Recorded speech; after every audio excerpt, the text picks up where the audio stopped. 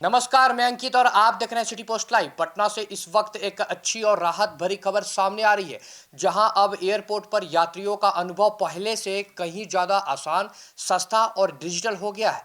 जी हां, जयप्रकाश नारायण अंतर्राष्ट्रीय हवाई अड्डे पर यात्रियों की सुविधा को ध्यान में रखते हुए किफायती कैफे और हाई स्पीड वाईफाई सेवा की शुरुआत जो है वो कर दी गई है। इन दोनों सुविधाओं का उद्घाटन केंद्रीय नागरिक उड्डयन मंत्री राम मोहन नायडू किंजरापू के वर्चुअल माध्यम से किया गया। सबसे पहले बात करते हैं इस खास कैफे की।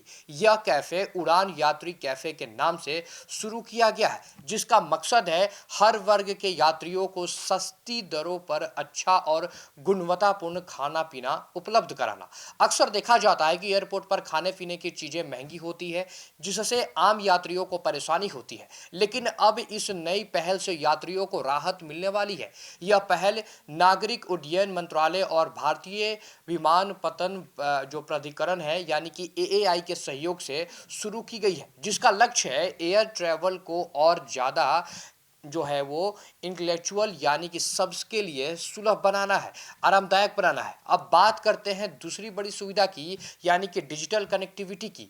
पटना एयरपोर्ट पर अब यात्रियों को हाई स्पीड फ्री वाईफाई सेवा मिलेगी, जिससे वे बिना किसी रुकावट के इंटरनेट का इस्तेमाल कर सकेंगे। यानी अब फ्लाइट का इंतजार करते समय आप आसानी से काम कर सकते हैं, वीडियो देख सकते हैं या अपने परिवार और दोस्तों से जुड़े रह सकते हैं। इस मौके पर केंद्रीय मंत्री राममोहन नायडू ने कहा कि भारत तेजी से एक विकसित राष्ट्र बनने की ओर बढ़ रहा है और इसमें एयरपोर्ट्स की भूमिका बेहद अहम है। उन्होंने बताया कि देश में हवाई अड्डे की संख्या 74 से बढ़कर 165 हो चुकी है, जिससे अब छोटे शहरों और कस्बों तक भी हवाई सेवा पहुंच रही है।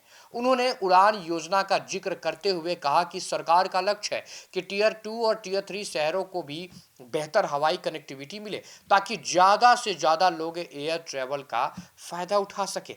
साथ ही उन्होंने यह भी साफ कहा कि डिजिटल इंफ्रास्ट्रक्चर जैसे फ्री वाईफाई और किफ़ायती सुविधाएं यात्रियों के अनुभव को बेहतर बनाने के लिए अहम भूमिका निभाती है। एयरपोर्ट निदेशक चंद्र प्रताप द्विवेदी ने भी कहा कि पटना एयरपोर्ट लगातार आधुनिकीकरण की दिशा में आगे बढ़ रहा है और यात्रियों को सुरक्षित, आसान और बेहतर सेवाएं देने के लिए प्रतिबद्ध है। तो कुल मिलाकर देखा जाए तो अब पटना एयरपोर्ट पर यात्रियों को न सिर्फ बेहतर सुविधा मिलेगी, बल्कि उनकी जेब पर भी कम असर पड़ेगा। वैसे आपकी क्या राय है इस पूरे खबर को लेकर? कमेंट में अपनी राय हमारे साथ जरूर साझा करें और ऐसे तमाम बड़े अपडेट्स के लिए बने रहे हमारे चैनल सिटी पोस्ट लाइव के साथ। धन्यवाद।